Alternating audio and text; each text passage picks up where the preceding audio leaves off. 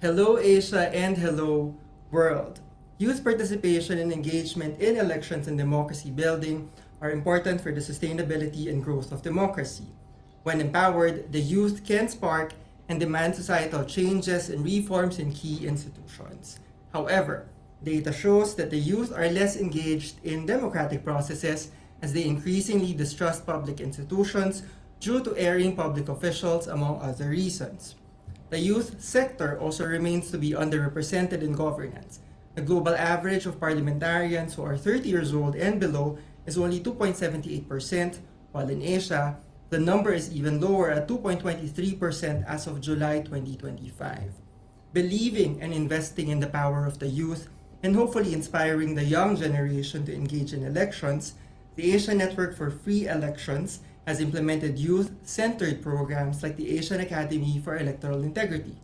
ANFREL is also a proud partner institution of the Global Service Internship Program of Tamkang University in Taiwan, a program which provides students an opportunity to expose themselves to the work of civil society organizations and engage in hands-on learning opportunities. I'm your host, John Antiquera, and this is a live episode recording of the Election Observer podcast, which streams via ANFREL's Facebook and LinkedIn pages, as well as via ANFREL's YouTube channel. The Election Observer podcast also streams via Spotify and Apple Podcast. Let me just shift my camera so that you can see everyone. With us today is Professor Cheng-Hao Pao, the Dean of the College of International Affairs at Tamkang University, and ANFREL interns under GSIP to talk about the program and the value of youth engagement in elections and democracy building. Good day and welcome to the show. Please say hi to everyone. Hi. Okay, so before we talk about the program, I would like to ask our interns first give you the opportunity to introduce yourselves and please tell us your name, the year you are in, and the course that you're taking up in college. Please pass around the mic, yes. Okay, so hello, my name is Danny, and now I'm sophomore, studying in Tamkang University, and my major is GP, Global Political Economics. And my name is Jay, and I'm in the sophomore year, and I'm also from Global Politics Economics Department. My name is Omar. I'm also a student in Tamkang University. I major in global politics and economics. Yeah. More energy. Sorry. Okay, hello, I'm William, and I'm also studying in Tamkang University, and I'm a sophomore student and studying GPE. Okay, so first to Professor Bao. Yep. They told me it's Bao, not Pao. Yeah. No, a different pronunciation in two different systems. I'm used the old one because I'm 50. I'm already 54. In my age, we use different system to spell. So I will stick to Professor Bao. Yeah, it's okay. Okay. So Professor Bao, ANFREL has been a partner of GSIP for some time now. I know ANFREL has received interns under GSIP even before I joined the organization. I'm also that old now. And there was a brief hiatus due to the pandemic. For those watching and listening to the podcast, can you tell us more about the Global Service Internship Program and how it came about? Okay. Actually, the GSIP program, the Global Service Internship Program, was started 10 years ago. Right? So this is the 10th anniversary of GSIP, and also the 10th anniversary GSIP and ANFREL. At the very beginning, at that moment, I was the Department of Global Politics and Economics, the chairman. So I started, at that moment, Taiwan, Southeast Asia is already part of Taiwan because we have more and more immigrants from Southeast Asia country. But in Taiwanese society, we know very few about what is true or real Southeast Asia, especially Southeast Asia culture. We only have, we get information from newspaper, from TV, from their tourist, their travel experience. The travel experience. We know it's in the tropic, it's very hot, it's a humidity, and the food is wonderful. Then what else? No, we don't have such experience, and we have bias in Chinese society about Southeast Asia. So as a faculty member of the higher education, I think that is our responsibility to teach our students, especially they are the student of the global politics of economics. They should know in this world there is no single perspective, no single value system. We are facing different value systems. Yes. So I started to this program, and then secondly, why we choose the civil society organization, or called NGOs, is because most of students they join our department because they say they imagine they will in the future they may work in an NGO, but they have no idea about NGO. So okay, let's we combine these two. We send the student to Southeast Asia, international NGOs, allow them to know how NGO works, and also take this advantage during their internship to know what is Southeast Asia, and deeply experience local life, and how local people think, how local people behave. That is our original purpose. Okay. Yes. I know you partly answered my next question, no? Yeah. But as you said, you send the program sends students to civil society organizations to intern, particularly for this year. We have 4 interns at ANFREL, and then I know our colleagues at Bercy also receives interns under the program, no? So, but I wanted to ask my question: why is it important for these students to gain experience from civil society organizations? Okay, how to say that? My background, 1989, I was freshman in college, and then 1989 there is a student movement in China, and then 1991, Professor, just to cut you there, I was born in 1989, so I don't know much yet. thanks a lot. 1991, 1990s, there's another student movement in Taiwan, and that student movement made Taiwan a very big progress toward democracy. So I was personally, I experienced the student movement, and then I know how powerful students, the younger people, they can have the power they can have. They can not just change themselves, they can change the society and even a country, maybe a country. So that is why I decided at that moment, and then 2015. So it's much about 25 years later. I'm no longer a freshman of college, professor in a university. So I think that is my chance. I'm already in a position. I think I should encourage my student to learn more. But I don't have a chance to go to went abroad when I was in college. But now it's different generation. So they should be able to during their college life, they have such experience. Yes.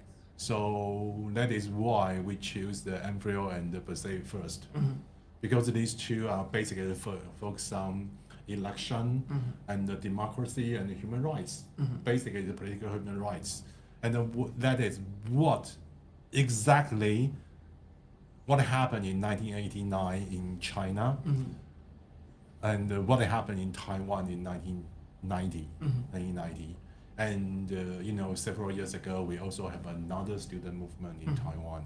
Every time we have student movement, we have moved forward, we have a chance to change the society.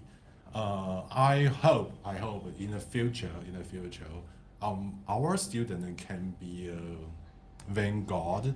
They will always standing in front of other younger people. They should be able to they had better to know they have the right and they also have the power to change the world. Okay.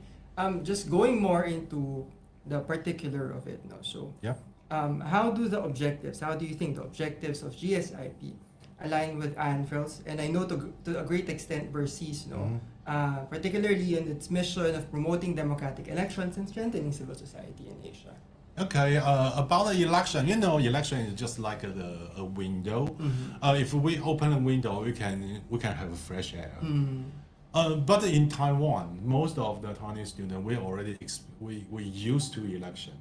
We already have election for such a long time, and honestly speaking, election integrity in Taiwan is not a big issue. It's not a very big issue. However, our election is not perfect. It's imperfect. We don't have a perfect election. That's Always, politicians always manipulate the rules, manipulate the rules to take advantage from that. So I think that is why I think that ANFREL is quite important to align with the GSIP. Our students, most of them, they study politics and economics. Election is very important. But they use what the election they know is about Taiwan's, Taiwan's. So it's just like a greenhouse. It's well protected. So we are going to send them to here. They have the opportunity to see the elections in other countries, and then they know, okay, voting right is not natural. Okay, we have to fight for that, and how government or how politicians manipulate election and election rules. They can observe, they can compare. Maybe different, maybe similar. So when they go back to Taiwan, they brought their experience back to Taiwan. They can see Taiwan's society and the Taiwan's election in different perspective, and more practical. That is what I think about this one. I wanted to turn my attention now to the GSIP interns, to our interns. I wanted to ask, what was your motivation in participating in GSIP? Can you walk us through how you were able to participate in this program? And after that, how has your experience been so far? But firstly, how did you know of GSIP? How did you join it? And what was your motivation? Okay, for me, as our Professor Pao just mentioned, like we don't in Taiwanese like young generation, we don't really know that much about the Southeast country. So, my motivation of coming here is like I just want to know more about what ANFREL's doing and like different country, like what is their election democracy, what is it like, and what is the challenge, and what is different between our country, or how does it work? Yeah. And now my experience here, participate here, is now I'm more focused in Thailand's election and democracy, like that compared to Taiwan. What is difference between two of them? Yeah. Yeah, my motivation is like I want to know different kind of elections in different countries, like which good parts they have that Taiwan can learn about it, can use their things to get better for Taiwan. And my experience here is I really know a lot about the Southeast Asia elections, good parts of land or bad parts of land. It's really different from our countries. Like in Taiwan, there's totally different. So I think I will learn a lot, and I can like know a lot about what can we improve in Taiwan or maybe Southeast Asia. What kind of things we can improve? Yes. I think me as a person, I'm full of curiosity, so I like to explore like things that I'm not used to know, I'm not used to familiar with. So as soon as I heard from our friends, our seniors, that there's a program that can send like an internship that you can go to Southeast Asia to like for example ANFREL and per se. I was like, yeah, I'm going, and then I chose Thailand ANFREL as my organization, and it's because I love the culture, and I think I need times to explore this, and I need times to understand how the political electoral things work. And as my experience now, I think I learned a lot that my mentor gave me, and I think I learned a lot about Thailand and also the political things. Okay, so I choose to join this. I choose this internship is because uh, Omar informed me this opportunity. So he Okay. influenced you. Yeah. I'm also curious about the Southeast Asia, Mhm. and just as Professor Bao mentioned, the purpose of GSIP is he wants us to know the culture, starts from the culture. Yes. So that also motivated me to join this internship. And for now, for my experience, I'm also doing a similar topic with Danny, like the comparison between Thailand and Taiwan. But I'm more into the social media influence and youth engagement, and I'm still learning. Yeah. Yeah, no, I think there's also the value there about learning cultures. Yep. No, and it's not just about reading them from the books, but also experiencing them directly, and that's through internship, that's through travels, Yep. right? And I hope you guys also have some opportunity to go around the city as well to experience the culture. No. My next question, I assume that you guys are of the voting age already. You may or may not have voted yet, but what do you think is, I'm curious to know, what do you think is the level of interest and engagement among your fellow youth in elections and democracy building in your country? Not sure if it's low or high, and what do you think is the reason for such level of engagement and participation? In my observation, I'm not, as I said, I'm not like a government, just in my observation. I talked to several of my friends, and I think like for youth, for the people in our age, in Taiwan, we are not really engaged in politics because we think like, actually, I'm not, in my opinion, like most of the politicians are the same, in my opinion.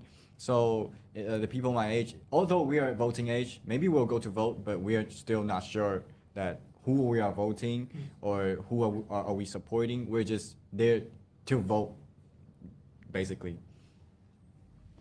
So for me, for the youth, we use like TikTok, Facebook, and Threads and Instagram. We think voting is kind of like a trend. Like we went to vote and we post this on our social media, and for younger people, we think that's a cool thing to show. And I think we're not really into the elections. Yeah. And also, we think that's interesting to discuss with our fellows. And for my family, we will like stay. We will watch TV, the elections, and we will just discuss about it. But for me, I think when I was younger, I don't really know much about the elections. Yeah, that's my. How about the two of you? I think my opinion is as they have mentioned, like we didn't really involve the elections or politics. Yeah. Yeah, so we just like it's a trend. Like everyone's vote. I want to share. I voted. Yeah, so it's something I learned. Yeah. For me, it's similar, but I think because now I have read the study in like I focus Thailand's the election and Yes. more like young generation. It's Thailand's young generation is such as similar with us, like they don't really care, and but maybe due to their friends or their family and some social media influence. But for me, yeah, I don't actually. It's my voting age. It's right to go to vote, right? But I don't know who's I'm gonna vote. Maybe I'm just follow with my parents what they said. And Yeah. I think for us, for the younger people, we think even we are old enough to vote, but we still think that that's for the grown-ups. Like we can vote, but we won't go. I would like to do some supplement. Yes, Yeah, we yes. are in. You know, I'm in their father's age.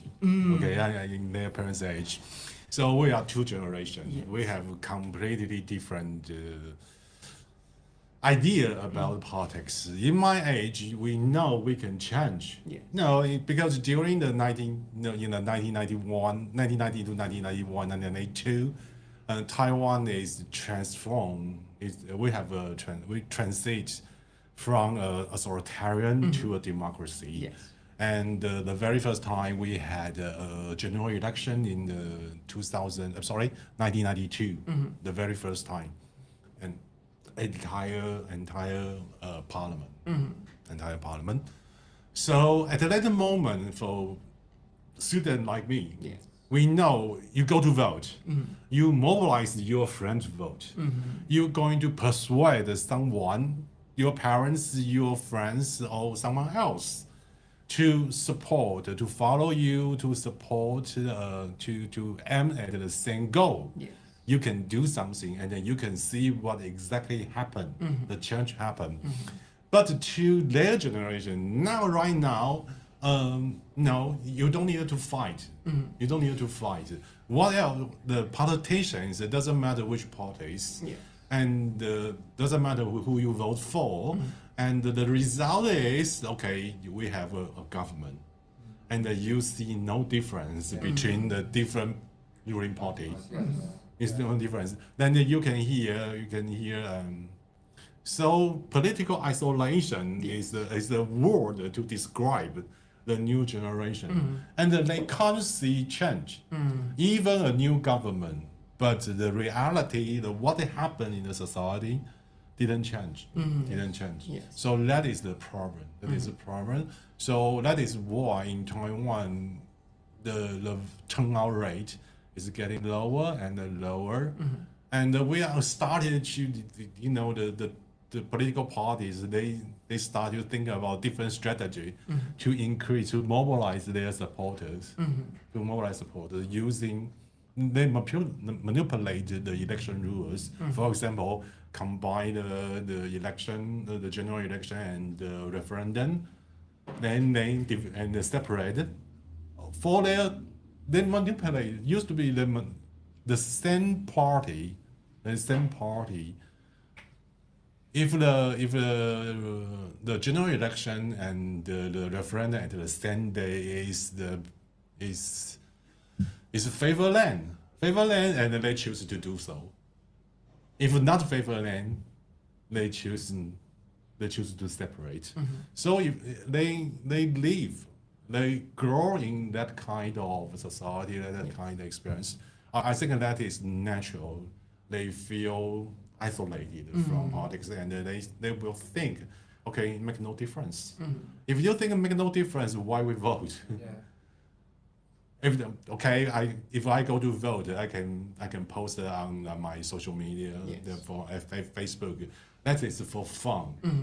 Even you go to vote, still for fun. But that is far away from what we want the election can do. Actually, we go to vote because you want to change something. Yes. You want to see something change. So I think that is a major difference between the two generations.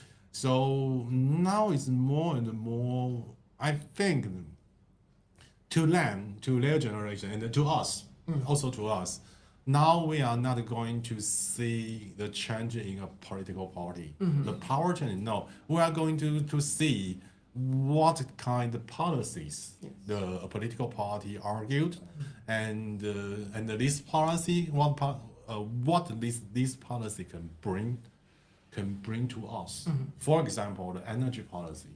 Energy policy is debatable. It's debatable. You want to clean energy, but you maybe pay more. So we can have more discussion about that.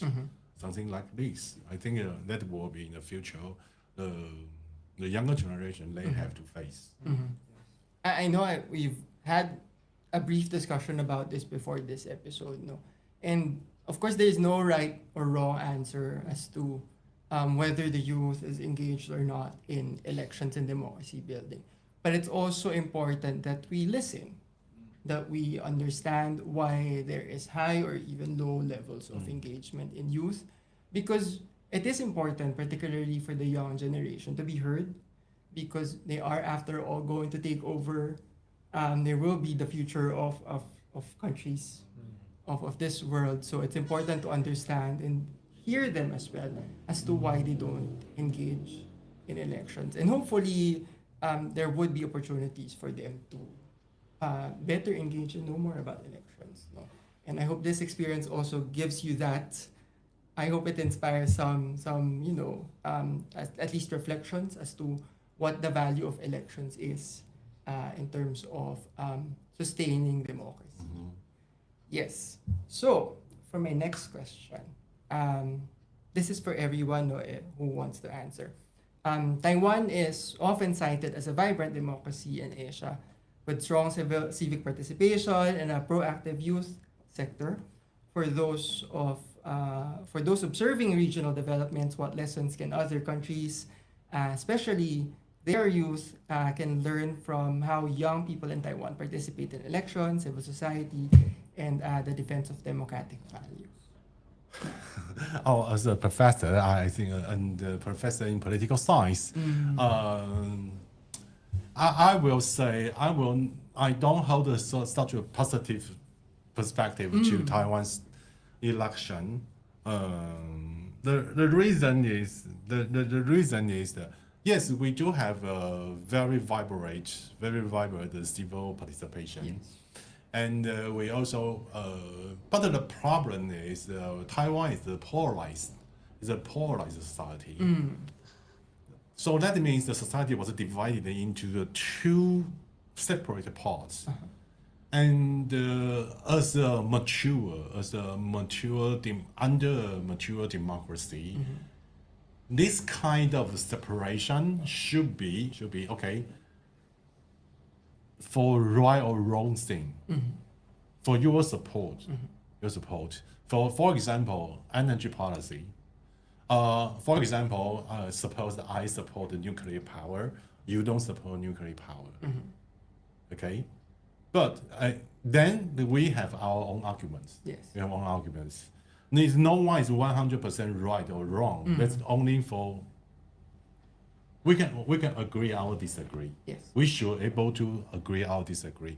But since Taiwan was a polarized society, two political parties, they are once you support, for example, you support A party, it doesn't matter A party says anything, A party nominate any candidates, you just support it, you don't ask why. That is what I think is the major problem of the Taiwan's democracy.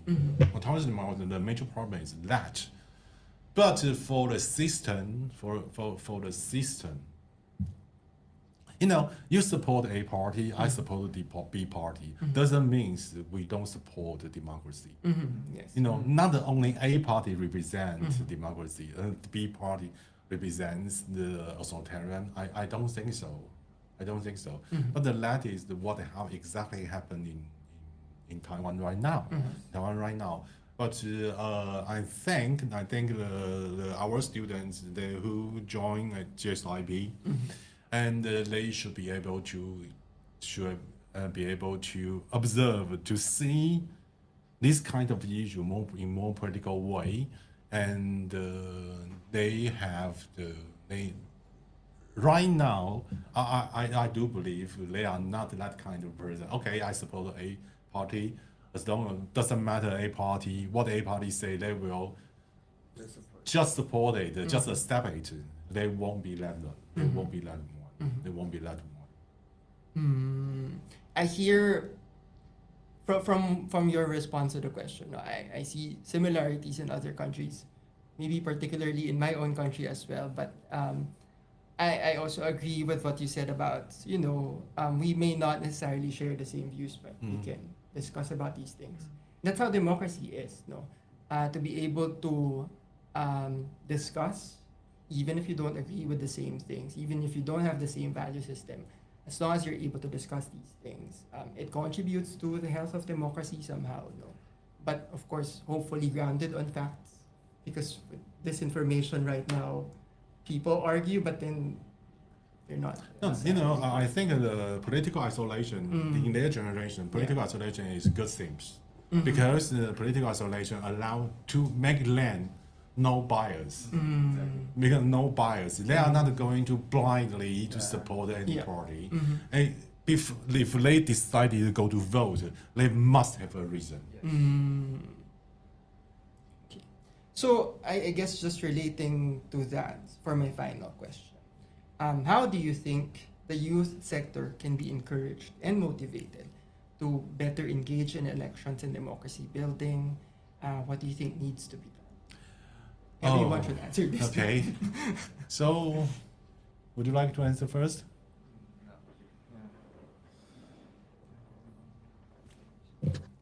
Yes, Omar. Yeah, I think for people in our age, I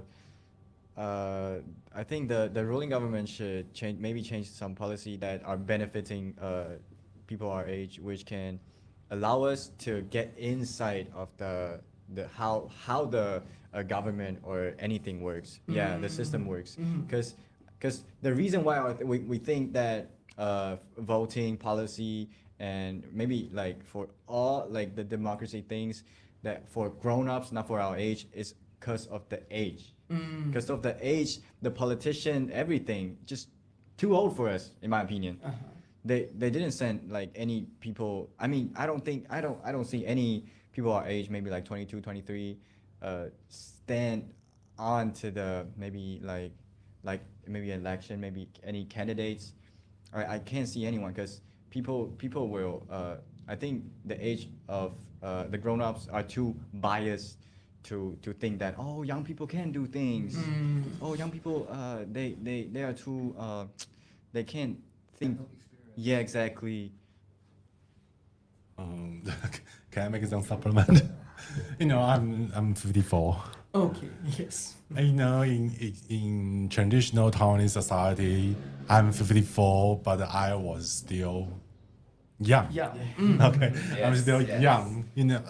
They will know I will still be regarded as a younger generation in the university leadership. However, another reason why the younger generation and their political engagement or running for the public office is much fewer than the elder. The other reason is about the money. Money. It's about the money. You are 23, you are 24. That means you are new to society, Yes. unless you from a rich family. Otherwise, you may not be able to self-funding yourself. The campaign spend a lot of money, but I think the technology, Yes. the technology and the social media gradually change this one. If you can leading, you can be a phenomenon. If you can create a phenomenon in the social media, in the cyber world, it's very likely you are able to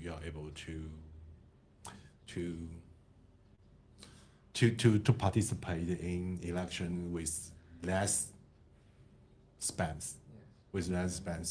But however, that means these young people, they need more engagement in social issues, and otherwise you won't be seen by others.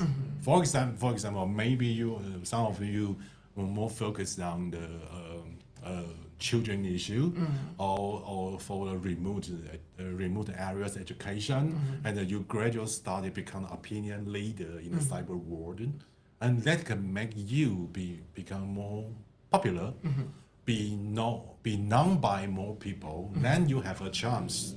You don't need to spend too much money on campaign. Otherwise,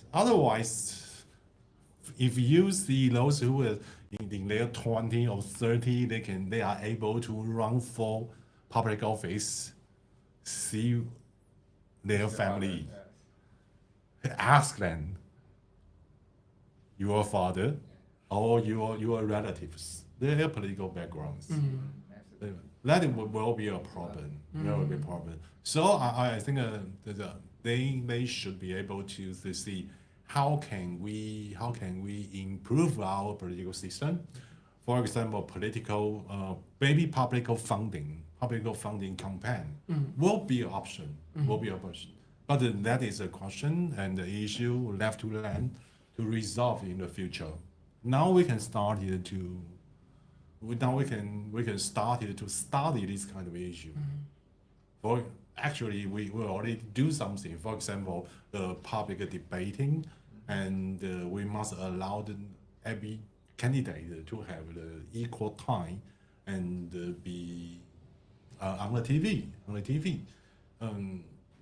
At least now we have a small step toward this. So campaign expense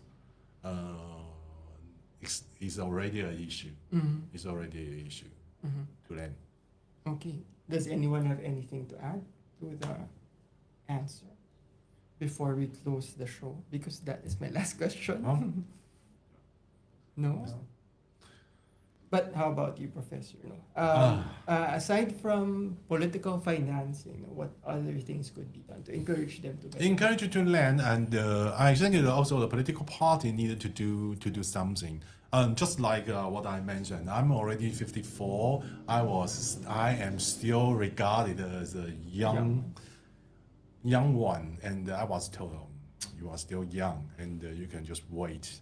But I really know something. I really know something. When I was 30 and 40, I think I can change the world. I think I can change the university. And so, as I told you, as a GSIP program, 10 years ago, while I am 44, I still have energy. I still have ambition to promote this kind of the program.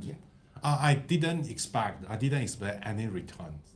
I don't expect any returns. But if now I'm 54, if you ask me, would you like to promote the GSIP program from zero? I will say I'm thinking about that. I will say I'm thinking about it. That means what? The younger generation, they have more ambition, and their heart is not cold. It's not cold. So I think we should encourage the young people, especially. I'm not saying the 20. Honestly speaking, I'm not saying a 20. 20, you just graduated from the university.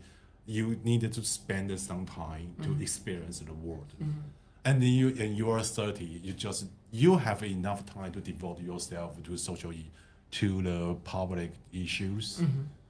I think 30s probably to me is the best age in your 30s, and because in your 30s you don't need to dare, you will fail. Once you fail, you still have a chance. Once you fail, you still have a chance. But to a man is 40 or 50, people like me, I will seriously thinking, if I fail, do I have a second chance? No. So that make me chicken. That make me chicken. So that is why don't expect us 50s, no, don't put expectation on us. Put the expectation on them. Where they are 20 and you are 30s. So you still don't, because you still have a chance. You can take the loss. You don't need to afraid of, you don't need to be afraid of that, because you still have a second chance or even third chance. So that is why I think we should encourage younger generation, young people to engage in politics, or not just politics, social issue, public issues, because you are more purity, you are more pure than us. We will think, my generation will think about it more than issues itself. We are thinking about the consequence. But then you are more pure. You just think about the issue itself. In this way, I admire you, and let me think about my 20 and the 30s. No, time flies. So I already witnessed a time, a generation, a change of a society. So I hope my students, they may not be needed to see the changes, but then they may be able to change something. That is what I would like to mention. So, yeah, we have to change. I think we have to change the environment of the social media. As I mentioned, we use a lot of like Instagram threads, and for now, only like the celebrities or like those high amount of subscribers can really change something, or they will listen to them. But I think for Threads, this platform, everyone can have the chance to how do you say algorithm. Everyone can see your post, and I think we have to start working on this to make every younger generation think election is not a joke. It's not just a entertainment, and we have to cross the comfort zone. We have to really think about it. So, yeah, that's my idea. Definitely, social media has its own good and bad things, no.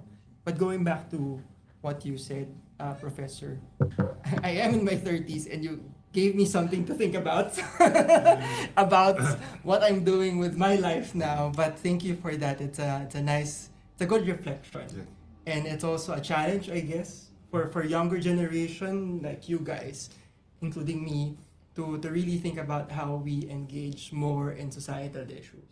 That's a good thing to hear and to reflect on. Yeah, that was my last question. So, as you've mentioned, this is the 10th year of GSIP. yes. And of course, on behalf of ANFREL, we're thankful for the partnership, and we hope that this partnership continues for years on as GSIP. We hope that it also goes on for more years. Thank you, Professor Bao. Thank you. Thank you, Danny. Thank you, Omar, Jay, and William for joining us today in this episode. And that has been the Election Observer podcast episode on the value of youth participation and engagement in elections and democracy building. Get the latest news and updates about ANFREL programs and activities through our Facebook, X, LinkedIn, TikTok pages. You can also subscribe to our YouTube and WhatsApp channel. Please don't forget to follow the Election Observer podcast on Spotify and Apple Podcasts. Thank you again for joining us today. I'm your host, John Antiquera. Have a great day, everyone. Say bye. Bye. We are ending. Stop. Right.